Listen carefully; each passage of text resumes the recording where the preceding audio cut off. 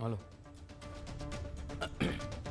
તો પ્રજાસત્તાક દિવસના પર્વ પર અત્યારે ઉજવણી થઈ રહી છે અલગ અલગ જગ્યા પર. વાવ થરાદમાં પણ રાજ્ય કક્ષાની પ્રજાસત્તાક દિવસની ઉજવણી. આ દિલ્હીના દ્રશ્યો છે જ્યાં પ્રજાસત્તાક દિવસની ઉજવણી થઈ રહી છે.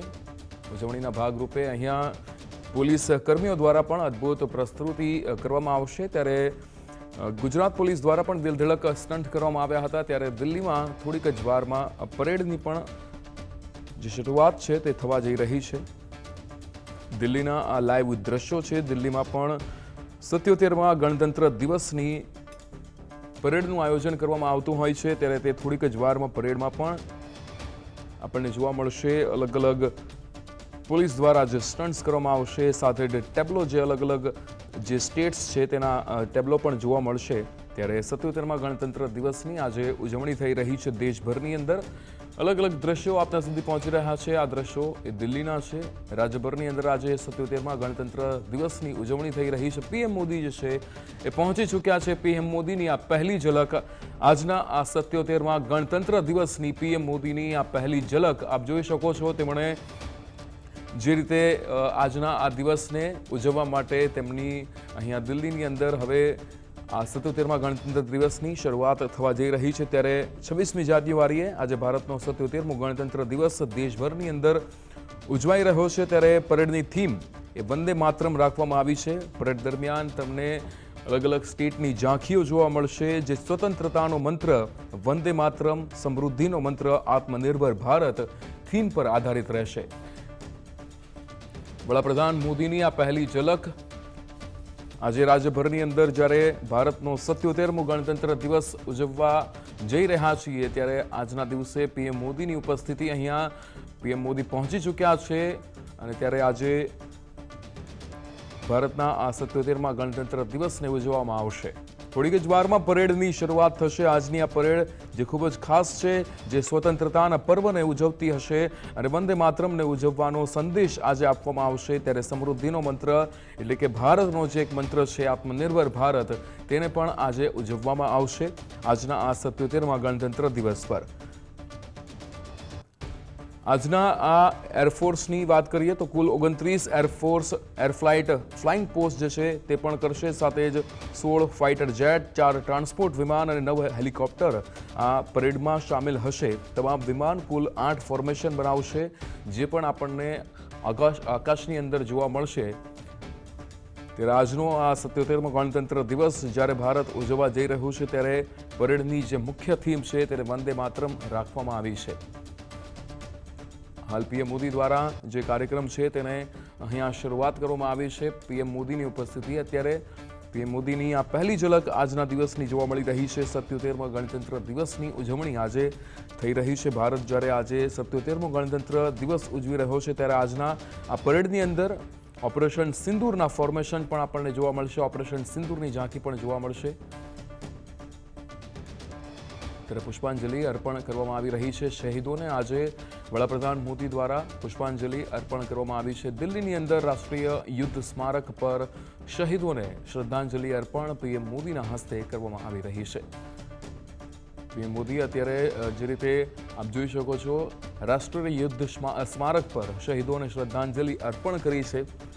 વડાપ્રધાન મોદી દ્વારા વીર શહીદ જવાનોને આજના દિવસે યાદ કરવામાં આવતા હોય છે. પુષ્પાંજલિ તેમને અર્પણ કરવામાં આવી છે. સાથે જ આ શહીદોને જે રીતે શ્રદ્ધાંજલિ અર્પણ કરવામાં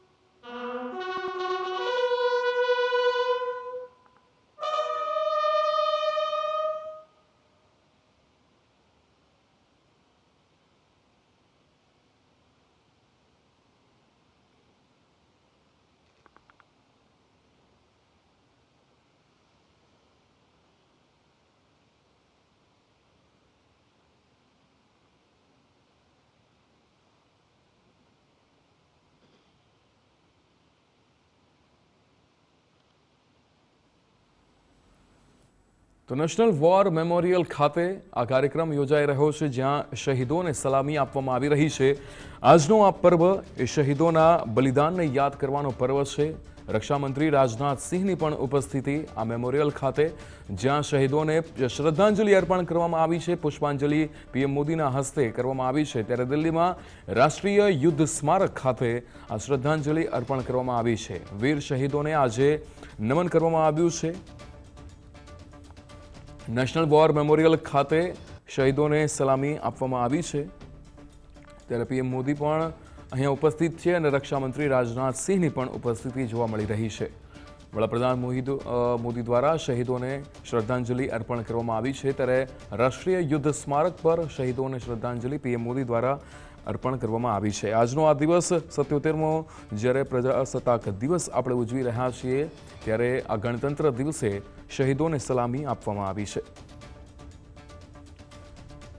પીએમ મોદીની સાથે રાજનાથ સિંહની પણ ઉપસ્થિતિ જોવા મળી રહી છે. ત્યારે આજના આ દિવસે શહીદોને યાદ કરવામાં આવ્યા છે. 77મા ગણતંત્ર દિવસ પર આજે દિલ્હીમાં રાષ્ટ્રીય યુદ્ધ સ્મારક પર શહીદોને શ્રદ્ધાંજલિ અર્પણ કરવામાં આવી છે.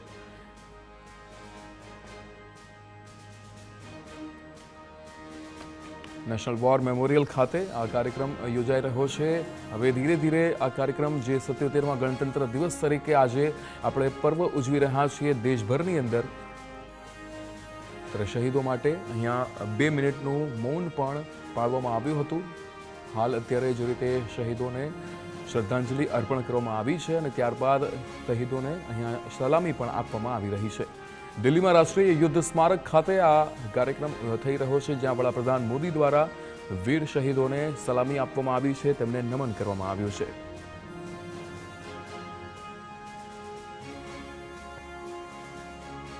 પીએમ મોદી અને રક્ષામંત્રી રાજનાથ સિંહ દ્વારા શહીદોને સલામી આપવામાં આવી છે. ત્યારે શહીદો માટે 2 મિનિટનું મૌન તેના માનમાં પાળવામાં આવે છે.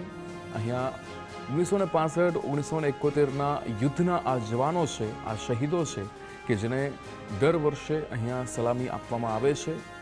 દિલ્હીની અંદર રાષ્ટ્રીય યુદ્ધ સ્મારક જે બનાવવામાં આવ્યું છે, તે શહીદોની યાદમાં, શહીદોના એ બલિદાનની યાદમાં, શહીદોએ કરેલા એક કામને, દેશ માટે જે અહીંયા પોતાના જીવની પણ પરવા કર્યા વગર, જેમણે અહીંયા પોતાના જીવની પરવા કર્યા વગર જેમણે સલામી જે પોતાના જીવને ન્યોછાવર કર્યો છે દેશ માટે, તેમને અહીંયા સલામી આપવામાં આવે છે, તેમને નમન કરવામાં આવે